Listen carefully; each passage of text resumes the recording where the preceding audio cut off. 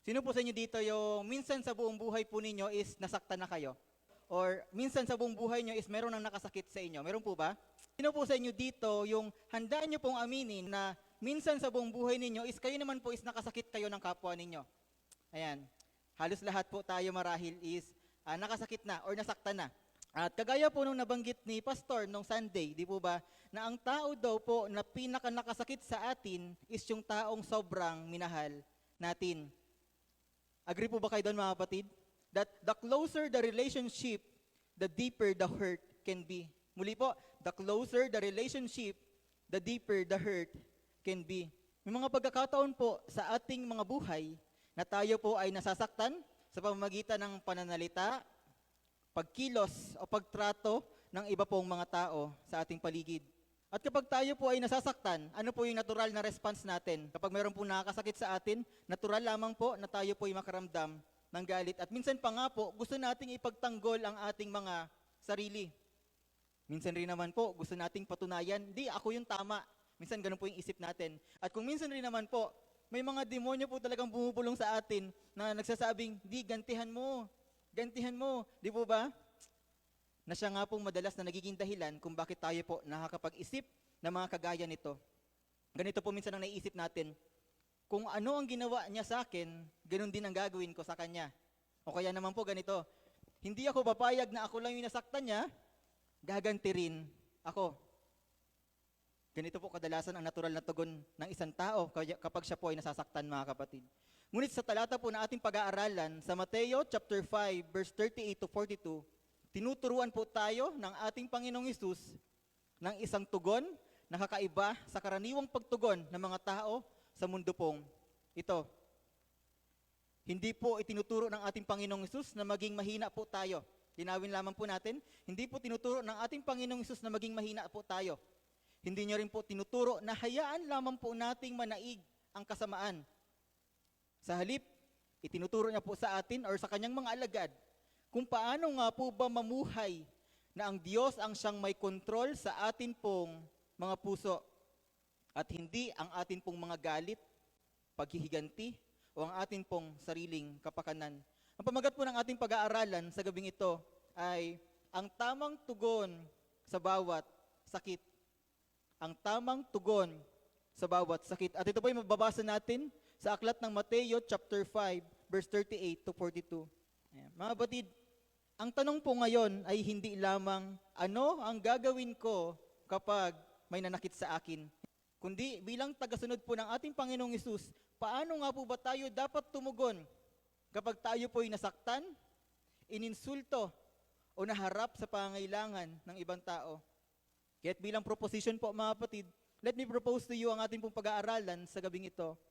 Ang tunay na tagasunod ng ating pong Panginoong Hesukristo ay tinatawag na tumugon hindi ayon sa paghihiganti at pansariling interes, kundi ayon sa biyaya, pag-ibig, katangian ng kaharian ng Diyos. Ngunit ito po yung tanong, paano nga po ba dapat tumugon ang isang tagasunod ng ating pong Panginoong Hesus sa mga personal na pananakit, pang-aapi at pangangailangan ng iba? Sa Mateo chapter 5 verse 38 to 42 po, may kita po natin ang 5 paraan ng pagtugon ng isang tunay na tagasunod ng atin pong Panginoong Hesukristo. Kung sa mga oras pong ito sinasabi natin, MA or Panginoong Hesus, ako po, totoong tagasunod mo ako. Ito pong 5 katangian na ito is dapat pong makita sa mga taong nagsasabing sila'y totoong tagasunod ng atin pong Panginoong Hesukristo. Bilang unang puntos po, point number 1, huwag gawing personal na paghihiganti ang katarungan. Muli po, huwag gawing personal na paghihiganti ang katarungan. Sinabi po ng ating Panginoong Hesus sa verse 38, sabi po dyan, narinig ninyo sinabi, mata sa mata, ngipin sa ngipin. Lex talionis is a Latin term for law of retaliation. Ano nga po ba yung ibig sabihin nun, nung lex talionis? It is a legal principle that a punishment should match the degree and severity of the injury inflicted by the offender. Ang lex talionis po mga kapatid, ito po ay isang legal na prinsipyo. Ano po? Ito po ay legal na prinsipyo na nagsasaad na ang parusa ay dapat na tumugma sa antas at bigat ng pinsalang ginawa ng taong nagkasala. O ang parusa ay dapat naaayon sa bigat ng kasalanan o pinsalang ginawa It is commonly summarized by the phrase an eye for an eye or a tooth for a tooth. Tingnan po natin, ano po yung purpose nito? Bakit po binigay ng Diyos? Or bakit nga po ba merong lex talionis, mga kapatid? Historically, lex talionis was established to limit the excessive vengeance and to prevent endless revenge between families by limiting punishment to what was equal to the harm done instead of allowing excessive revenge. Ganito lang pong ibig sabihin niya. Binigay po yung lex talionis, mga kapatid. Ano po? Kasi nga po, during their time, binigay po ang Ten Commandments sa 10 panahon. Di po ba? Panahon ni Moses, ibinaba ang Ten Commandments. Pero nung wala pa po yung Ten Commandments, panahon po nila Abraham, panahon po nila Noah, panahon nila Eva at Adan, during their time, nung wala pa pong lex talionis, mga kapatid, wala pa pong limit. For example, sa grupo po nila, mayroong isang tao, ninakaw yung tupa nila. And kapag nalaman nyo nung kabilang pamilya na may-ari ng tupa, ano pong ganti nila? Dapat po, di ba tupa, dapat ang iganti lang din tupa, kukunin ng tupa. Pero dahil nga po walang batas, walang lex talionis, buhay po ang ginagawa nila. Ininakaw mo yung tupa ko, papatayin ka namin. Yung buong pamilya, tribe, mga tribe sa tribe, nag-aaway-away. Ganun po yung nangyayari. Nung wala pa pong lex talionis, ganun po yung nangyayari. Kaya nga po, ang purpose nito, limitahan. Binigay ang lex talionis, mga kapatid, kasi nga po, grabe yung paghihiganti nila that time. For example nga po, nabulag lang yung isa, tapos ang gagaganti buhay, papatayin. Kumbaga grabe po, hindi po siya proportion. Kaya binigay po yung lex talionis, the law of retaliation, para kung ano yung ginawa sa iyo, dapat ganun din yung parusang ibibigay doon sa isang tao. And tingnan naman po natin sa modern legal equivalent, sa panahon po natin ngayon. The principle survives in modern justice systems through the concept of retributive justice and proportionality in sentencing. Ano po ibig sabihin ng retributive justice? Ang nagkasala ay dapat makatanggap ng nararapat na parusa dahil sa kanyang ginawa. Ano po ibig sabihin ng proportionality in sentencing? Ang bigat ng parusa ay dapat naaayon sa bigat ng kasalanan. In lex talionis, the victim was strictly forbidden from taking personal hands-on revenge. Ito po yung kagandahan dito. Sa pamagitan po ng lex talionis, kasi po sa panahon nila, for example, isang tao, nag-away sila, nabulag, sadya mo na or hindi, nabulag niya yung isang tao. Nung panahon po nila, yung mismong yung biktima, pwede po siyang gumante. Pero sa pamagitan po ng lex talionis, inaalis po nito yung paghihigante, yung personal vengeance dun sa kamay ng biktima. Hindi po pwedeng ilagay ng biktima yung batas sa kanyang kamay. Lex talionis was created to stop revenge, not encourage it. Binigay po ng ating Panginoon yung law of retaliation sa mga Israelita, to stop the revenge, not to encourage it. Yun po yung niya. Because before this law, nung unang panahon nga po, nung wala pang lex talionis, nung wala pang kautusan, kung ano yung ginawa dito, for example, maliit lang naman yung ginawa, pero yung paghihiganti buhay, pumapatay sila. Kunti lang yung ginawang kasalanan, pero grabe po yung paghihiganti nila. Kaya ang binigay po yung lex talionis, not to encourage revenge, na ini-encourage ko kayo maghiganti kayo. Hindi po ganon, kundi upang itigil ang paghiganti. Yun lang po yung parang in a nutshell, kung i-ano po natin lahat ng yon. Lex talionis, ang ibig sabihin lang po nun, justice should be just, not excessive, and not driven by personal anger. Sa madaling salita po, ang katarungan ay dapat makatarungan, hindi po sobra, at hindi rin po bunga ng personal na galit. Ayan. Ngunit maaring mangyari na ang isang prinsipyo po, mga kapatid, pagdating po natin sa verse 39, maaring ang isang prinsipyo po ng katarungan ay magamit bilang dahilan ng personal na paghihiganti.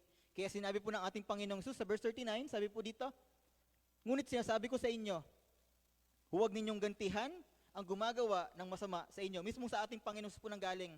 Sabi ng Panginoong Jesus, ngunit sinasabi ko sa inyo. Ano po yung sabi niyo nung una? Sa verse 38, narinig ninyong sinabi nung unang panahon, nung una, during Old Testament, narinig niyo sinabi, an eye for an eye, tooth for a tooth. Narinig niyo sinabi noon, mata sa mata, ngipin sa ngipin. Pero sabi ni Jesus, ngunit sinasabi ko naman sa inyo, huwag ninyong gantihan ang gumagawa ng masama sa inyo.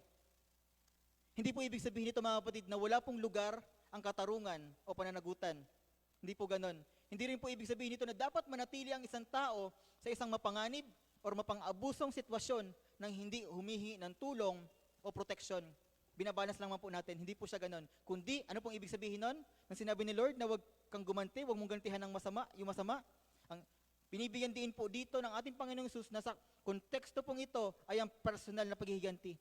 Nasabi ng Panginoon, wag mong ilagay ang batas sa iyong kamay, wag kang maghiganti. Ano po? Para po bang sinasabi niya ganito, na wag ninyong hayaang ang personal ninyong galit, ang magdikta ng inyong tugon. Yung po parang sinasabi ng ating Panginoong Sus, na huwag daw po nating hayaan na yung personal nating galit, ginawan tayo ng masama, sinaktan tayo, tapos huwag daw po nating hayaan na yung galit natin ang siyang magtulak sa atin, ang magdikta sa atin na gumanti rin naman. Mali po yung kaisipan minsan, mga kaisipan nating marahil ganito, na dahil sinaktan mo ako, sasaktan din kita. Sapagkat ang isang totoong tagasunod po ng ating Panginoong Hesus ay hindi nagsasabing, nasaktan mo ako, sasaktan din kita. Kundi, ano po dapat? Nasaktan mo ako, ngunit hindi ko hahayaang ang galit, ang mamahala, or maghari sa aking puso. Yes, nasaktan mo ako, ngunit hindi ko hahayaang yung galit, ang magmahala, or maghari sa aking puso. And bilang application po, sa point number 1, maaring meron po sa atin na may mga sugat po tayo sa ating mga puso na matagal na po nating dinadala or daladala.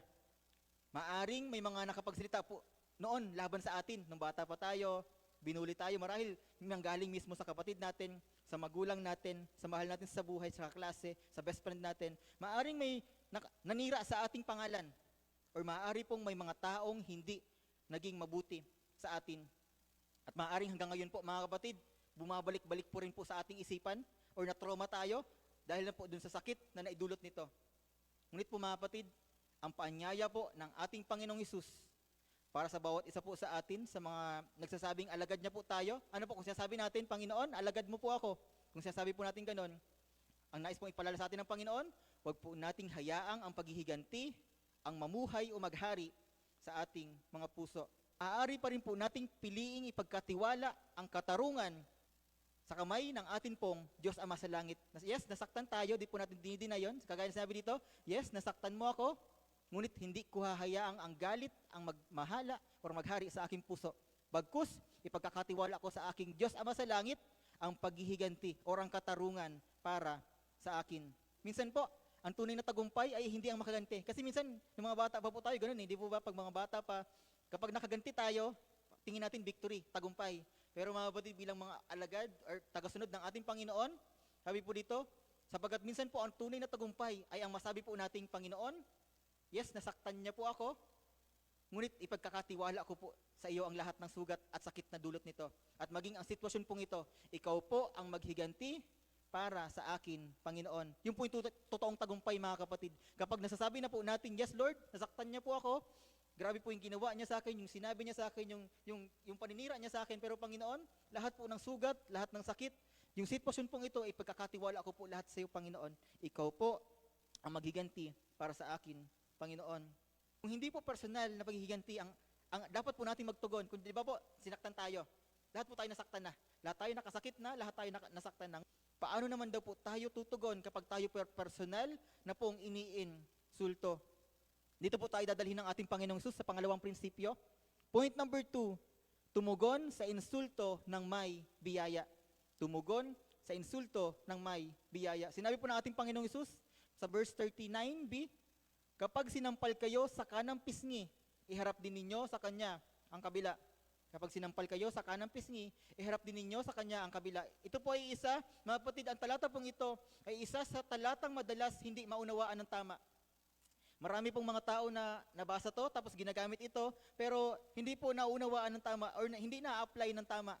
Hindi po tinuturo ng talatang ito, mga kapatid, o hindi po tinuturo ng ating Panginoong Hesus na ang isang tao ay dapat hayaang patuloy siyang saktan o abusuhin ng ibang tao. Hindi po ganon. Na for example, sinaktan ka, sinasaktan ka ng asawa mo, sinasaktan ka ng anak mo or ng ibang tao, tapos mag-i-stay ka lang doon. Hindi po ganon, mga kapatid.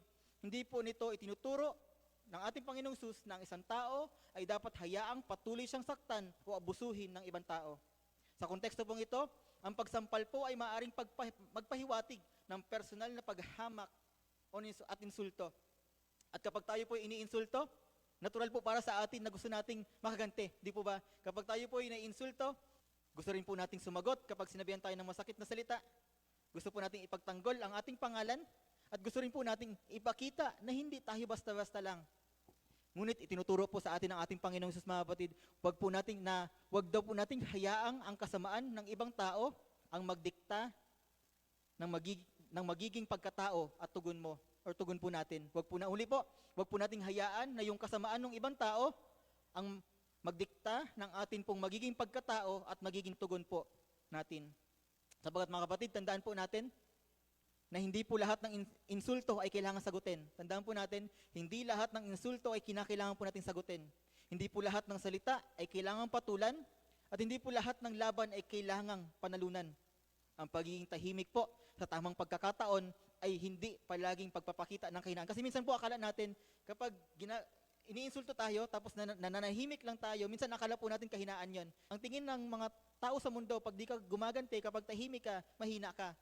Ganun po. Pero dahil minsan po mga kapatid, ang pagiging tahimik po ay kadalasang ay tanda ng kalakasan ng may pagpipigil sa sarili. Na tinatawag nga rin pong meekness. Minsan po ang akala natin sa meekness, Jesus is, di ba sabi ng Panginoon, He is gentle and meek. Akala po natin kasi minsan sa meekness, parang mahina, parang duwag, di lumalaban. Ang ibig sabihin po ng meekness mga kapatid, is strength under God's control. Ibig sabihin, malakas ka, kaya mong gantihan, pero mas pinipili mong hindi. Kasi alam mo na ang paghihigante ay hindi dapat ilagay sa ating kamay, kundi para po sa ating Panginoon. Ngunit bago po tayo tumugon, maaari po nating itanong, galit ba ang naghahari sa akin o ang katangian ng ating Panginoong Hesukristo? Hindi lamang po insulto ang tinatalakay ng ating Panginoong Hesus. Tingnan po natin sa mga susunod na talata, paano naman po kung ang ating pong karapatan at mga ari-arian ang nasasangkot? Ano naman po magiging tugon natin kapag ang ating pong karapatan at ari-arian ang nasasangkot na? Hindi lang basta insulto, kundi karapatan at arian. Bilang point number 3 po, point number 3, huwag mamuhay ng sobrang nakakapit sa ating mga karapatan. Huwag mamuhay ng sobrang nakakapit sa ating mga karapatan. Sinabi po ng ating Panginoong Jesus, verse 40, kung may gustong magsakdal sa inyo upang kunin ang inyong damit, ibigay na rin ninyo pati ang inyong balabal. Ang mensahe pong ito mga kapatid ng ating Panginoong Jesus ay tunay na malaking hamon para po sa ating likas na pag-iisip. Ito po ay talagang malaking challenge. Imagine sabi dito, kunin yung, kung merong gustong kumuha ng damit mo, tapos bibigay mo pa rin yung balabal. Kasi mo, di ba, sapagkat madalas po sa atin, natural po sa atin na kapag may ganitong pagkakataon, ano po sinasabi natin? Hindi, karapatan ko ito. It is my rights. Akin ito. Hindi ko ito ibibigay. At mahalagang maunawaan po natin mga kapatid na hindi po itinuturo ng ating Panginoong Hesus na wala pong halaga ang katarungan o ang wastong paggamit ng ating mga karapatan. Ngunit itinuturo po niya na ang isang tagasunod ng ating Panginoong Hesus ay hindi dapat maging alipin ng kanyang sariling interes. Hindi po lahat ng sitwasyon ay kailangang labanan hanggang sa huli upang mapatunayan lamang po natin na tayo ang tama. Dapat po ang itanong natin, ano ang makapagbibigay ng karangalan sa ating Panginoon sa sitwasyon pong ito. At bilang application po sa ikatlong puntos, minsan, ang pinakamahirap po na isuko ay hindi yung atin pong pera o ari-arian, dahil minsan po mas marahil madalas, ang pinakamahirap po talagang isuko ay ang atin pong pride. Sapagkat may mga pagkakataon pong alam nating kaya naman po nating ipanalo yung argumento. Ngunit kailangan po ba talaga nating ipanalo ang bawat argumento? May mga pagkakataon din naman po na kaya po nating sumagot rin ng mas masakit na salita. Ano po, lalo't kapag may mga taong nagsasalita sa atin na hindi magaganda, pinagsasabihan po tayo ng masasakit na salita, may mga tendency po tayo. Ano po, na sinasabi po natin, kung sinasabihin ako niyan, kaya rin kitang sabihan ng ganyan. Ngunit, kailangan po ba talaga nating gamitin ang bawat salitang kaya nating sabihin? Sabat mga kapatid, hindi po lahat ng karapatan na maaari nating gamitin ay kailangan gamitin sa bawat pagkakataon. Muli po, hindi lahat ng karapatan na maaari nating gamitin ay kailangan gamitin sa bawat pagkakataon. Dahil bilang tagasunod po ng ating Panginoong Hesus, hindi lamang po natin tinatanong sa ating sarili, ano ang mga karapatan ko? Hindi po ganun. Kundi, paano ako tutugon ng may pag-ibig? At mula po sa pag-uusap tungkol sa personal na karapatan, pinakita naman po ng ating Panginoong Hesus ang isa pang uri ng pamumuhay na hindi lamang gumagawa ng minimum. Ito po ang maganda mga batid. Ikala-4 na puntos, maglingkod ng higit sa minimum. Ayan. Maglingkod ng higit sa minimum. Sinabi po ng ating Panginoong Hesus, kung pilitin kayo ng sino man na maglakad ng 1 milya, samahan ninyo siya ng 2 milya. Mga kapatid, sa panahon po kasi po, sino po nagsasalita dito? Ang Panginoong Hesus. Ang Panginoong Hesus, during the Sermon on the Mount, kausap niyo po yung mga alagad niya, at sa panahon po nila, sakop po sila ng bansang Roman Empire. At sa panahon po nila, during their time po mga kapatid, lahat ng tao obligado na sumunod doon sa inuutos ng isang Roman soldier ng 1 milya. Ano po, sabi ng Panginoon, sabi dito, kung pilitin kayo ng sino man na maglakad ng 1 milya, samahan ninyo siya ng 2 milya. Pero sabi dito, isipin po natin, ito po yung senaryo mga kapatid, isipin po natin, mayroon po kayong mahalagang dapat gawin sa oras na iyon. Ano ba? Lumabas po kayo sa bahay nyo, Meron kayong mahalagang dapat gawin or mahalagang pupuntahan. Or marahil, pagod po kayo. Ganun po yung scenario. Imagine po natin. Pagod kayo or marahil meron kayong dapat puntahan or meron kayong dapat gawin. Tapos biglang merong lumapit na isang Romanong sundalo. Humihingi or nag-uutos ng serbisyo mula po sa atin. Ano po yung magiging natural na tugon natin? Dahil nga po, required tayo na sumunod ng 1 milya. Ano pong gagawin natin? After ng 1 mile or trip or 1.6 kilometer, sinasabi natin, kunyari, pinagbuhat sa atin yung bag nila na magibat. Sabi natin, after 1 mile or after 1.6 kilometers, sabi natin, ayan na, hanggang dito lang. Minsan marahil ganun yung tugon natin, parang may pagdabog pa, pagalit pa ganyan. Pero, ano pong sabi dito? Ang sabi ng Panginoong Sus, ngunit sinabi ng ating Panginoong Sus, samahan mo siya ng 2 milya. Kung ang ine-expect noong Romanong sundalo, 1 milya lang yung lalakarin nyo, sabi ng Panginoong Sus, gawin mong 2 milya. Ano po? Kagaya nung point number 4 natin, sabi doon, maglingkod ng higit sa minimum. Go with extra miles, mga kapatid. Ano po dito? Ngunit linawin lamang po natin, mga kapatid, hindi po ibig sabihin nito, ibabalance natin, hindi po ibig sabihin nito na wala ng hangganan o hindi na kailangan ng wisdom. Hindi po ganoon na parang hayaan natin na, dapat pala extra mile, dapat pala 5 kilometro or 5 milya. Hindi po ganoon. Hindi po sinasabi nito na dapat wala ng hangganan. Hindi rin po sinasabi na wag natin gamitin yung utak natin. Wag natin gamitin yung wisdom natin. Ang prinsipyo po dito ay ito, ang tagasunod po ng ating Panginoong Hesukristo ay hindi lamang gumagawa ng minimum, kundi palaging above minimum tuwing may pagkakataong makapaglingkod. And bilang application po sa ating ministry, mga kapatid, sa ating pong ministry, wag lamang po tayo maglingkod kapag may nakakakita na iniisip natin, ay pwede na to, ay okay na tong ganyan. Huwag pong ganon, dahil ang panaglilingkuran po natin ay ang Panginoon ng Panginoon at Hari ng mga Hari. Kung paanong paghaharap tayo sa isang mayor, di ba po ba, ayaw natin, pwede na to, hindi pwedeng ganon, pinaghahandaan natin sa isang gobernador or sa isang presidente or sa isang hari. The more na tumataas yung position, nag-e-effort tayo, grabe yung preparation, isang taon, ganon. What more sa ating pong Panginoong Sus, mga kapatid? Dapat sa ating pong ministry, di dapat minimum lang. Huwag lamang po tayo maglingkod kapag may nakita or yung okay na yan or pwede na yan. Sa ating naman pong pag-aaral, huwag lamang po tayo maging mindset na, basta makapasa lang, okay na to, 75, okay na to. Huwag pong ganon. Huwag po natin isipin na, makagraduate lang. Ibigay po natin palagi yung the best. Kasi po, meron tayong mga magulang na naghihirap, pinag-aaral tayo, na nagsasakripisyo para tayo makapagtapos. Ganun din po sa ating tahanan. Huwag lamang pong magmahal o sumunod sa utos kapag madali ang sitwasyon. Laging po nating isipin na, sinabi ng magulang natin na kung ano lang yung inutos, yun ang sinusunod. Hindi po ganon. Kahit hindi po inuutos, nakita natin, madumi yung sahig, or merong kailangan gawin ganyan, gawin po natin. Always go with extra mile. Huwag lang kung ano yung inutos, tapos upo ulit, cellphone ulit. Huwag pong ganon, mga kapatid. At sa church, tingnan po natin sa church, huwag lamang po tayong tumulong kapag convenient or kapag madali or kapag maayos pang sitwasyon sa paligid. Basta lagi po nating isipin, always go with extra mile. Yun po sabi ng ating Panginoong Hesus. At matapos po tayong turuan ng ating Panginoong Hesus patungkol po sa mga personal na paghihigante. Tinuro ng ating Panginoong kanina. Sabi ng Panginoong Hesus, nagturo siya patungkol sa paghihigante. Huwag daw tayong maghigante. Sa patungkol sa pag-iinsulto, karapatan at paglilingkod. Tinapos niya po ang bahaging ito sa pamamagitan ng pagtuturo tungkol sa pagiging bukas palad. At bilang panlima po, at panghuling puntos, point number 5, maging bukas palad at huwag isara ang puso sa pangangailangan ng iba. Sinabi po sa verse 42, sabi po dito, bigyan ninyo ang humihingi sa inyo. Verse 42, bigyan ninyo ang humihingi sa inyo at huwag ninyong tanggihan ang nais manghiram sa inyo. Minsan po, natural po sa atin ang kumapit ng mahigpit kung ano po ang meron tayo. Di po ba? Kasi, maaari po nating isipin, pag nagbigay ako, baka ako naman yung maubusan. Ganun po inisip natin minsan. Natural response natin dahil sa sinful nature, yung pagiging natin greedy natin, pag ako nagtulong, pag ako nagbigay, baka ako naman yung maubusan. Or marahil ganito pang inisip natin, bakit ako tutulong? Problema niya na yon. Di ba marahil minsan ganun po nagiging mindset natin. Ngunit tinuturuan po tayo ng ating Panginoong Hesus na magkaroon ng pusong bukas sa pangangailangan ng iba. At bilang mga tagasunod po ng ating Panginoong Hesukristo, kinikilala po natin na ang lahat ng mayroon tayo ay kaloob ng Diyos. Lahat po ng mayroon tayo. Tayo po ay mga tagapangasiwa lamang or stewards.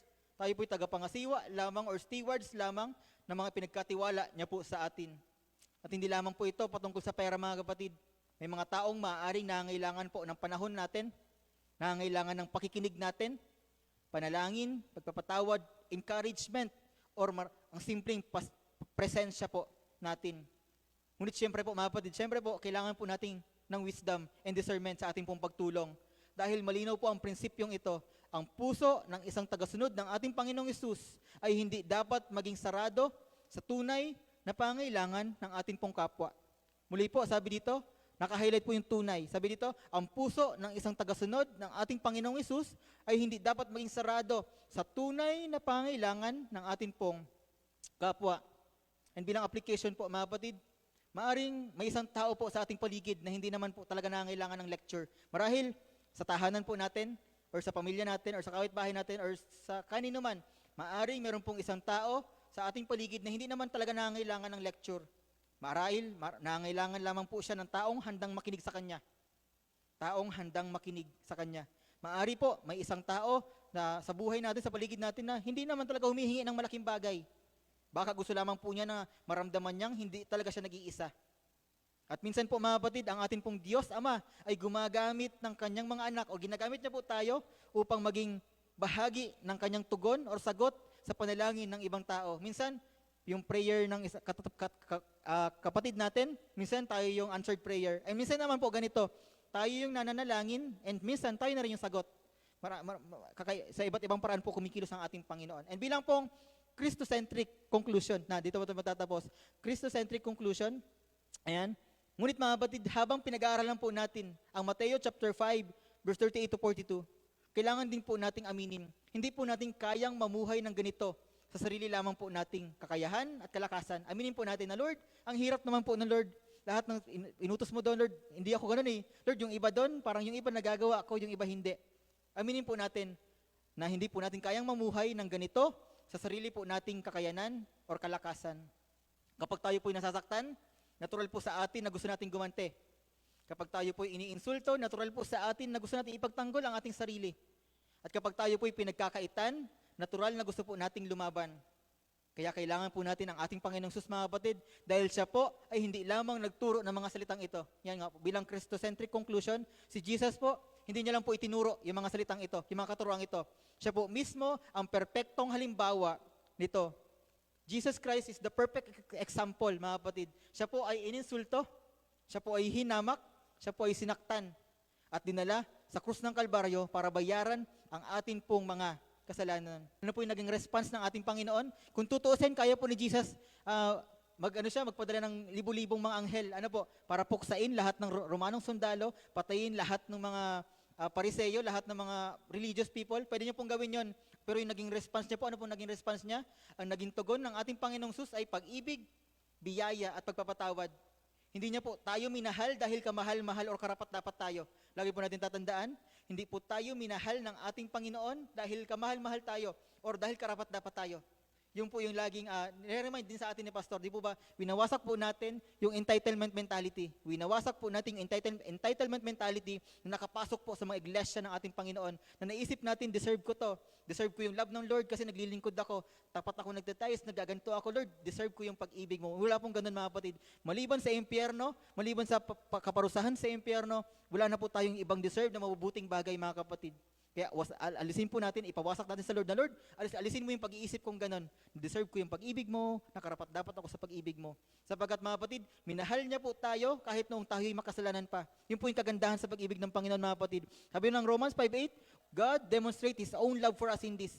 Pinadama ng Diyos ang pag-ibig niya sa atin nung tayo'y makasalanan pa. Si Kristo'y namatay para sa atin. Grabe po yung pag-ibig ng Panginoon. Nung tayo'y makasalanan pa, minahal na tayo ng Panginoon. Kaya di po natin kailangan magbago. Di po natin kailangan sabihin na, Lord, saka na ako papasok sa church, saka na ako maglilingkod sa iyo kapag nabago ko na sarili ko. Hindi po ganun. Hindi po tayo pumupunta sa car wash na dahil nasa bahay pa lang, for example, yung kotse niyo or sasakyan niyo or motor, nilinis mo muna, saka ka pupunta ng car wash. Hindi po ganun. Yung maruming sasakyan, dadali natin sa car wash para linisin. Ganun din mo po tayo. Lalapit po tayo sa Panginoon, hindi para baguhin muna natin ang sarili natin, kundi the moment na lumapit po tayo sa Panginoon, babaguhin at lilinisin niya po tayo. At ang kagandahan po kay Lord, kagaya ng lagi ko pong sinasabi, ang kagandahan po kay Lord, pwede po tayong lumapit kahit gano'n tayo karami. We can come just as we are, pero hindi po hayaan ni Lord na lagi tayong madumi. Hindi po hayaan ni Lord na mamuhay tayo sa kasalanan. Andyan yung pagtutuwid niya, pagpapalo niya. Napag-aralan nga po namin mga kapatid, share ko lang po yung napag-aralan po namin sa life group namin nung nakaraan, namin nila Pastor. Sabi po doon, yes, ligtas na tayo sa penalty of sin. Dahil lang sa ginawa ng Panginoon, bayad na, di na tayo mapaparusahan sa impyerno. Pero bilang totoong mananampalataya, meron pong consequence ang bawat kasalanan. Kagaya po ni David, diyan po siya po yung nagkasala. Ano pong nangyari? Yes, papunta siyang langit. Yes, pinatawad siya ng Diyos, pero yung anak niya namatay. Ano pong nangyari sa mga anak niya? Nag-away-away. Yung mga anak niya gusto siyang patayin. Yun po yung consequence, mga kapatid. Huwag po nating isipin na, yung pong pinakamalaking kasinungalingan na ginagawa ng kaaway sa atin. Pinatawad ka na ng Diyos, okay lang, gawin mo na yung kasalanan na yan, papatawarin ka naman ng Diyos. Yes, totoong papatawarin tayo ng Diyos, pero may consequence po ang bawat kasalanan, mga kapatid. At ang mga oras pong ito, bilang reflection, maaari po natin itanong sa ating mga sarili. Sa mga oras pong ito, itanong po natin sa ating mga sarili, mayroon pa rin ba akong mga taong gustong kong gantihan? Mag-reflect po tayo. Mayroon pa rin po ba tayong mga taong gusto nating gantihan? Mayroon pa rin po ba tayong mga taong hindi natin mapatawad? Meron pa rin po ba tayong mga pride na kailangang isuko sa ating Panginoon? Meron pa rin po ba tayong mga pagkakataon na makapaglilingkod naman tayo tayo po ay naglilingkod ng minimum lang? Or mayroon pa rin po ba tayong mga taong nangailangan ng tulong, ngunit palagi po nating isinasara ang ating mga puso? Mga kapatid, bago po natin ipamuhay ang prinsipyong ito mula sa ating Panginoon Jesus, kailangan po muna natin tanggapin at maranasan ang biyaya ng ating Panginoon. Kaya sa mga oras pong ito, kung tayo po ay pagod na sa pagdala ng galit, nung sakit, nung sugat, kung matagal nyo na pong dinadala yung mga sugat or sakit nga pong yan, or yung bitterness na hindi nyo po maibigay sa ating Panginoon, kung palagi nyo pong nararamdaman na kailangan nyong ipaglaban at patunayan ang inyong sarili, lumapit po tayo sa ating Panginoon sus, mga kapatid. Sa mga oras pong ito, inaanyahan po tayo ng Panginoon na lumapit po tayo sa Kanya, ibigay po natin sa Kanya ang lahat ng galit, lahat ng sakit, lahat ng sugat, yung ating pride, mga kapatid, at maging ang ating pong buong buhay sa ating pong Panginoon. Sapagkat po, dahil kapag nabago na po ng ating Panginoong Sus ang ating mga puso, yun po lagi natin tatandaan, una pong pinabago ni Lord ang ating puso. Kapag nabago na po ni Lord ang ating mga puso, unti-unti na rin pong magbabago ang paraan ng ating pagtugon sa mga bagay sa ating paligid. Yun po ang pagkilos ng Lord. He changes us inside and out. Nagsisimula siya sa puso. Pag nabago niya na yung puso natin, nagmamanifest siya. Iba na yung response natin kapag inaapit tayo, kapag sinabihan tayo ng hindi maganda, iba na yung response natin. At yun po, maaari pong may sakit. After po nun, maaring may sakit pa rin or may sugat pa rin. Ngunit hindi po kailangan paghihiganti ang palaging maging tugon natin. Maaring may mga tao pa rin pong gumagawa sa atin ng masama or sinasaktan tayo, ngunit hindi po kailangan ang kasamaan nila ang magdikta sa ating pagkatao. Maaari po nating ipagkatiwala ang ating buhay sa ating pong Panginoon at maaari po tayong matutong magmahal, mga kapatid. Maaari po tayong matutong magmahal. Kung paano ang ating Panginoon ay minahal niya tayo, hindi tayo kamahal-mahal, minahal tayo ng Panginoon, patuloy po natin ibuhos yung pagmamahal sa ating kapwa, mga kapatid. Lalo tigit po sa mga wala pang pagkakilala sa ating Panginoon. Hindi po dahil lahat ng tao, hindi po natin sila mamahalin dahil kamahal-mahal sila. Hindi po ganun. Kundi tayo po mismo ay kinahabagan lamang din ng ating Panginoon.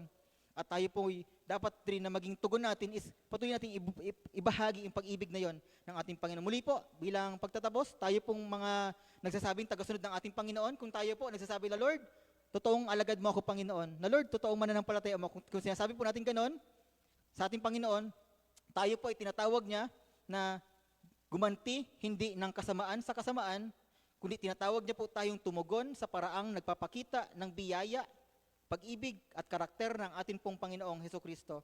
At doon po tayo nagtatapos, mga kapatid, purihin po natin ang ating Panginoon.